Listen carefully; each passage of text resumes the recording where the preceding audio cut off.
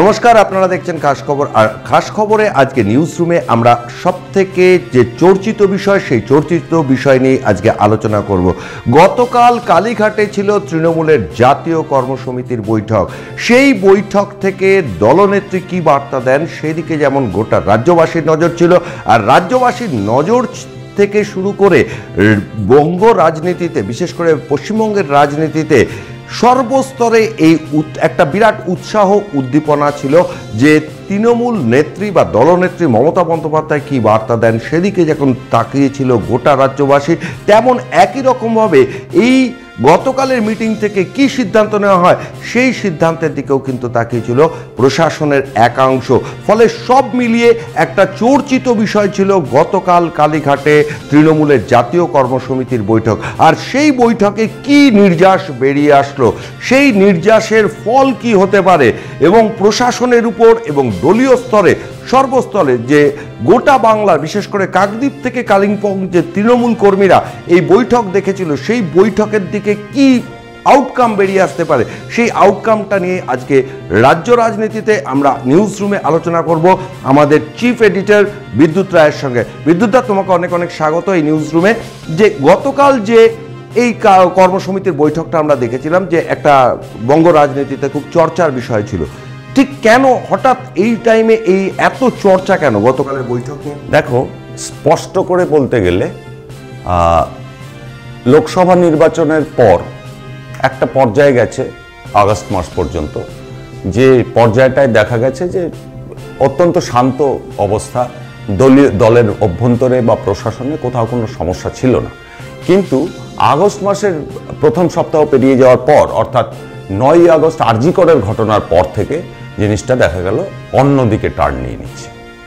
দেখা গেল অনেক জায়গায় অনেক নেতা কর্মী প্রশাসনের লোকজন নানান রকমভাবে একটা জল্পনা তৈরি হচ্ছে বিভিন্ন স্তরে। আর জল্পনার কোনো ভিত্তি আছে কি নেই, ভিত্তিহীন জল্পনাও অনেক আছে, আবার কোনো জল্পনার ভিত্তিও ছিল। এখন তৃণমূলের গোষ্ঠীদ্বন্দ্ব বলে যেটাকে অনেক জায়গায় চিহ্নিত করা হয়েছে, আদৌ সেটা তৃণমূলের শীর্ষস্তরের গোষ্ঠীদ্বন্দ্ব না একেবারে নিচুতলার গোষ্ঠী, তাও কোনো স্পষ্ট ছিল না। গোটা দলটার মধ্যেই একটা যেন অস্থিরতা তৈরি হয়েছিল।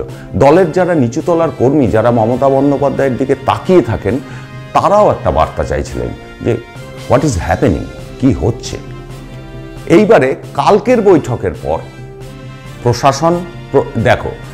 প্রশাসন এবং দল, এটাকে আলাদা করা আমাদের দেশে খুব কঠিন কাজ, এটা হয়ও না। আমাদের দেশের গণতন্ত্রই হচ্ছে দলভিত্তিক গণতন্ত্র।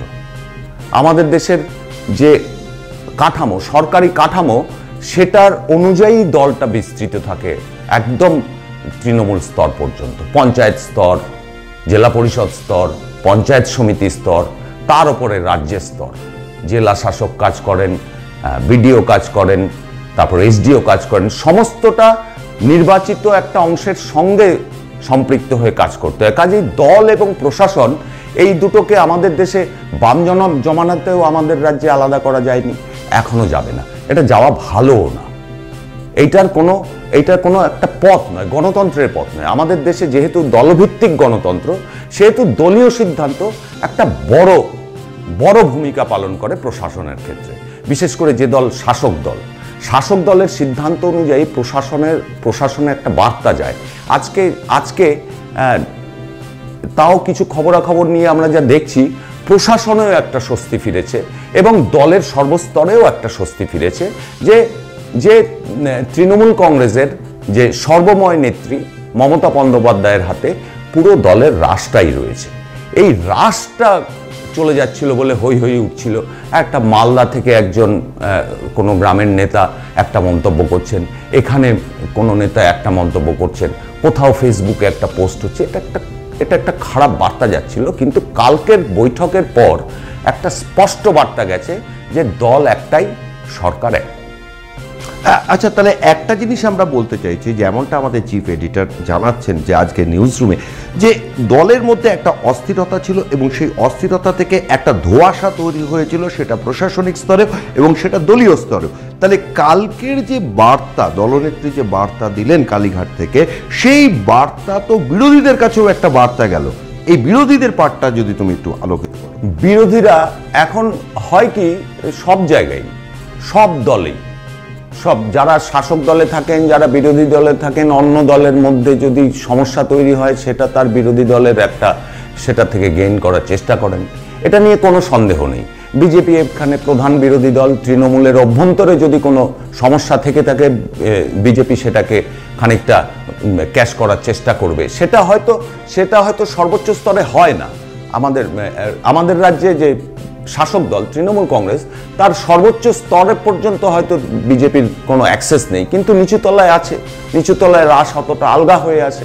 এই রাসটা যাতে আলগা না হয় তার জন্য যে ব্যবস্থাগুলো গ্রহণ করা হয়েছে সেটা খুবই ইতিবাচক তৃণমূল কংগ্রেসের পক্ষে, সরকারের পক্ষে এবং পশ্চিমবঙ্গের মানুষের পক্ষে। কারণ এই আরজিকর আন্দোলনের, বিশেষ করে আমি বারবার বলছি, এটা একটা পয়েন্ট, এটা একটা সময়টাকে চিহ্নিত করার জন্য বলছি। আরজিকর আন্দোলনের পর গ্রামাঞ্চলে বহু ঘুরেছি, বহু একদম খেটে খাওয়া মানুষ যারা লক্ষ্মীর ভাণ্ডার পান, তারা আমাকে ব্যক্তিগতভাবে জিজ্ঞেস করেছিলেন, এত প্রচার দেখে, এত কিছু দেখে, এত হইচই দেখে, যে দাদা লক্ষ্মীর ভাণ্ডার কি বন্ধ হয়ে যাবে, আপনার কি মনে হচ্ছে?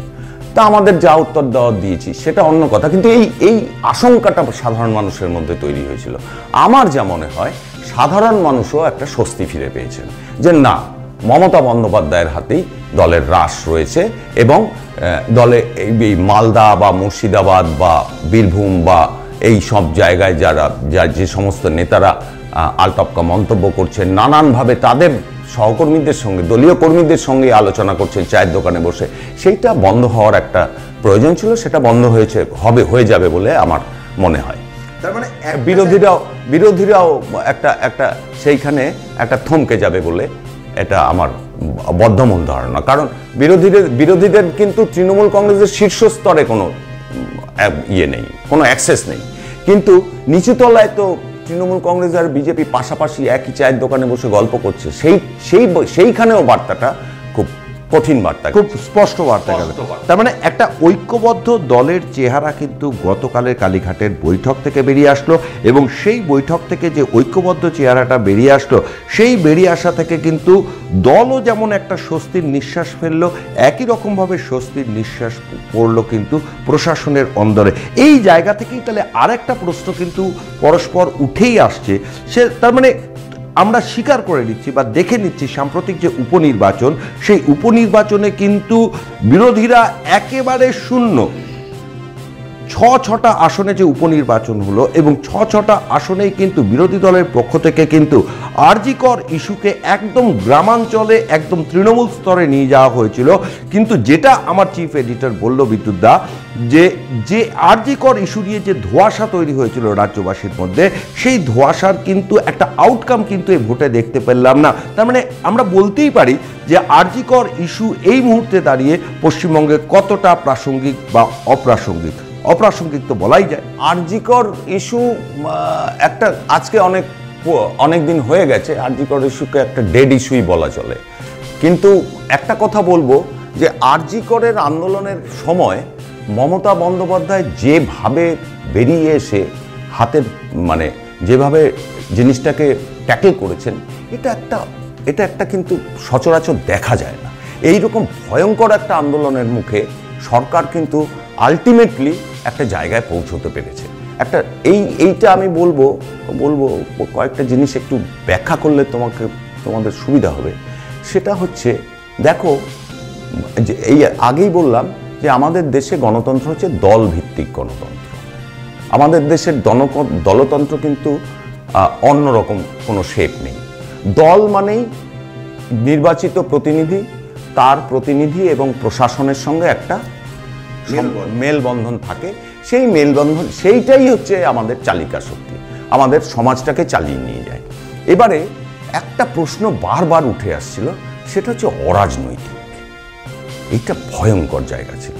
আর সব ঠিক আছে, সরকার বিরোধী আন্দোলন হবে, ওই রকম একটা ভয়াবহ ঘটনা ঘটেছে, তার বিরুদ্ধে মানুষের ক্ষোভ হবে, সবই ঠিক, সবই গ্রহণযোগ্য। আন্দোলন তো সবসময়ই স্যালুট করতে হয়, সেটা মমতা বন্দ্যোপাধ্যায়ের থেকে বেশি স্যালুট বোধহয় আন্দোলনকে কেউ করতে পারবেন না।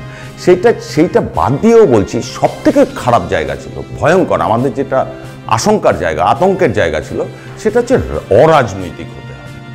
অরাজনৈতিক হয়ে গেলে এই সমাজ, আমাদের প্রশাসন এবং সরকার এবং দল কোন জায়গায় পৌঁছবে তার কিন্তু একটা আন্দাজ আমরা করতে পারিনি। আমরা সেই জন্যই বলছি যে আরজি কর দলভিত্তিক গণতন্ত্রকে মানুষ কিন্তু নিজেদের জীবনযাত্রার সঙ্গে মানিয়ে নিয়েছে, মানুষ কিন্তু এটাকে গ্রহণ করেছে। এই যে আরজি কর আন্দোলন ব্যর্থই বলবো আমি, ব্যর্থ হলো, তার প্রধান কারণ হচ্ছে এটাকে অরাজনৈতিক করা। কারণ আমাদের সমাজ রাজনীতির সঙ্গে অঙ্গাঙ্গিভাবে জড়িত, সে সিপিএম হোক, বিজেপি হোক, তৃণমূল কংগ্রেস হোক, যেই হোক না কেন, সব রাজনৈতিক দলের কর্মীরা প্রত্যেক পাড়ায়, প্রত্যেক ঘরে বাস করেন। কাজেই একটা অরাজনৈতিক আন্দোলনের স্লোগান পশ্চিমবঙ্গে যে অবান্তর, সেটা আবার প্রমাণ করে। এইখানেই ঠিক আরেকটা প্রশ্ন উঠছে যে গতকালে যে কালীঘাটের যে বৈঠক ছিল, সেই বৈঠকে কিন্তু আমরা দেখলাম বিভিন্ন জেলা থেকে কিন্তু যেমন প্রতিনিধিরা আসলেন, বিভিন্ন জেলা ধরে ধরে তৃণমূল নেত্রী বা দলনেত্রী মমতা বন্দ্যোপাধ্যায় আলোচনা করেছেন। কিন্তু একটা জেলা নিয়ে কিন্তু রাজ্যবাসী থেকে সাধারণ মানুষ, তৃণমূল কর্মী সমর্থক এবং বিরোধীদের কিন্তু উৎসাহ থেকেই গিয়েছে। সেই জেলাটার নাম না বললেই নয়, সেই জেলাটা হলো বীরভূম জেলা। কালকের বৈঠক থেকে, এখানেই আমার প্রশ্নটা তোমার কাছে, কালকের বৈঠক থেকে বীরভূমের তৃণমূল কর্মী সমর্থকদের কি বার্তা দেওয়া গেল?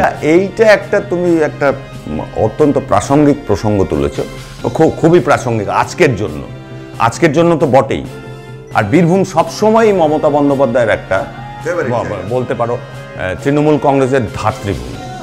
গতকাল এই যে বৈঠক হলো, সব স্তরের সমস্ত জেলা নিয়ে ধরে ধরে আলোচনা করেছেন দলনেত্রী কালীঘাটে, কোথাও কোনো বিরোধ নেই, একটা ঐক্যবদ্ধ দলের ছবি কিন্তু কালকের বৈঠক থেকে কিন্তু দলনেত্রী তুলে ধরেছেন যে একটাই তৃণমূল কংগ্রেস, সেটা কাকদ্বীপ থেকে কালিম্পং, মুর্শিদাবাদ থেকে মালঞ্চ, পুরোটাই যেমন এক, সরকারও এক, কিন্তু একটা জেলা নিয়ে রাজ্যবাসী, এমনকি রাজ্যের বিরোধী, সবারই উৎসাহ রয়েছে সেই জেলাকে কেন্দ্র করে। আর সেই জেলার নামটা না বললেই নয়, সেই জেলার নামটা অবশ্যই বীরভূম জেলা। কেননা বীরভূম জেলার সঙ্গে মমতা বন্দ্যোপাধ্যায়ের একটা নারীর সম্পর্ক, বলা যেতে পারে একটা আত্মিক টান রয়েছে। মমতা বন্দ্যোপাধ্যায়ের মামা বাড়ি এই বীরভূম জেলাতে। না, মামা বাড়ি বলে নয়, মমতা বন্দ্যোপাধ্যায় সেটাকে খুব একটা সামনে আনেন না, কিন্তু আমি বলবো বীরভূম এবং অনুব্রত মণ্ডল তৃণমূল কংগ্রেসের থেকে অবিচ্ছেদ্য অঙ্গ। বলতে পারো তৃণমূল কংগ্রেসের ধাত্রীভূমি হচ্ছে বীরভূম।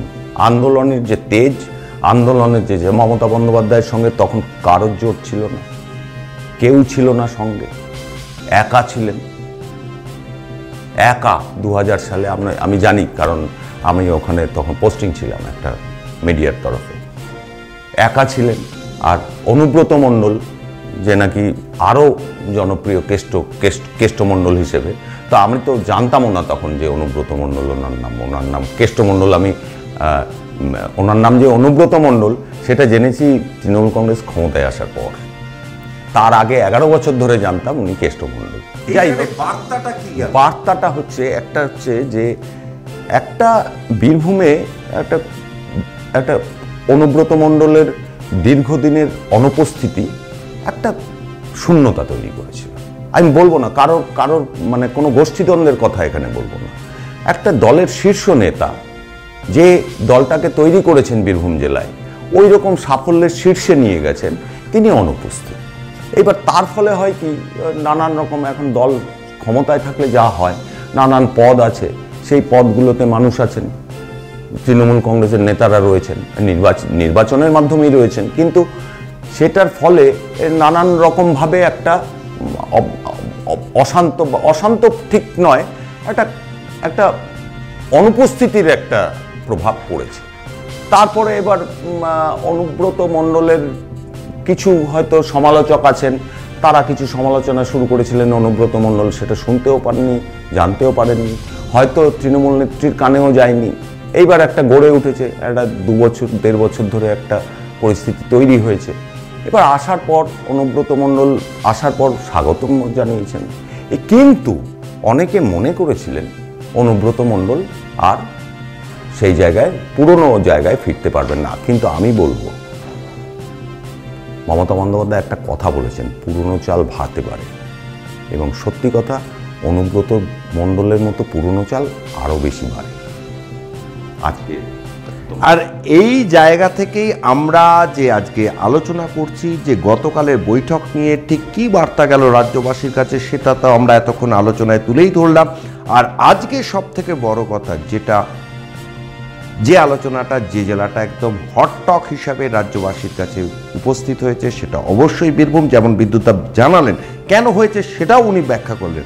আর আজকে খাস খবরকে একান্ত সাক্ষাৎকার দিলেন কালীঘাটের বৈঠকের পরে প্রথম কোনো সংবাদ মাধ্যমের সামনে মুখ খুললেন অনুব্রত মণ্ডল। অনুব্রত মণ্ডল কি বলেছেন রাখবো আপনাদের সামনে। আপনার উপর তাকিয়েছিলেন সকল রাজ্যবাসী। দেখুন, আমি ওয়ার্কিং কমিটির মেম্বার ছিলাম, আমি ওয়ার্কিং কমিটির সেই মিটিংয়ে সবারই সঙ্গে আমার দেখা হলো। আজ ওয়ার্কিং কমিটির মিটিংয়ে আমি ডাক পেয়েছিলাম এবং দিদি কথা বললো, অভিষেক ব্যানার্জি কথা বললো, বক্সিদা পার্টির প্রেসিডেন্ট কথা বললো, ববি বললো, অরূপ বললো, এবং পুরনো সবারই সঙ্গে দেখা হলো, কাকুলি সবার সঙ্গে দেখা হলো। চন্ডিমা ছিল, ওর সঙ্গে কথা বললাম, সবারই সঙ্গে কথা বললাম, খুব ভালো লাগলো। মমতা ব্যানার্জি বললো, তুমি ওখানে কোর কমিটি আমার করা আছে, তা কোর কমিটির তুমি চেয়ারম্যান, তুমি কোর কমিটির চেয়ারম্যান হয়ে, আর বিকাশকে আমি কনভেনার করেছিলাম। আর ঠিক সবাইকে নিয়েই চলা উচিত, আমি মনে করি সবাইকে নিয়ে চলুক, তৃণমূলের ভবিষ্যৎ আরও ভালো হবে, সুন্দর হবে, সবাইকে নিয়ে চলুক। মমতা ব্যানার্জির বিকল্প তো কেউ নেই, মমতা ব্যানার্জির ওয়েস্ট বেঙ্গলে বিকল্প কেউ নেই। মমতা ব্যানার্জির ডেঙ্কি যাওয়ার ক্ষমতা আমার মনে হয় না যে খুব কম লোকেরই আছে।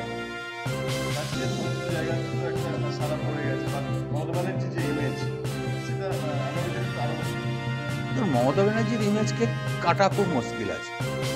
মমতা ব্যানার্জি সব শ্রেণীর মানুষের কথা চিন্তা করে। মমতা ব্যানার্জি গরিব মানুষের কথা যেমন চিন্তা করে, সাধারণ মানুষের খেটে খাওয়া মানুষের কথা চিন্তা করে, ক্ষেত মজুরের কথা চিন্তা করে মমতা ব্যানার্জি। হ্যাঁ, আমাকে দেখুন, দিদি ডাকবে, আমি ভাই ডাকলে দিদি কাছে যাবে। কাল অভিষেক আমার খোঁজ খবর নিয়েছে, বলেছে তোমার চেহারাটা খারাপ হয়ে গেছে। তখন অভিষেক অনেক কথা হয়েছে।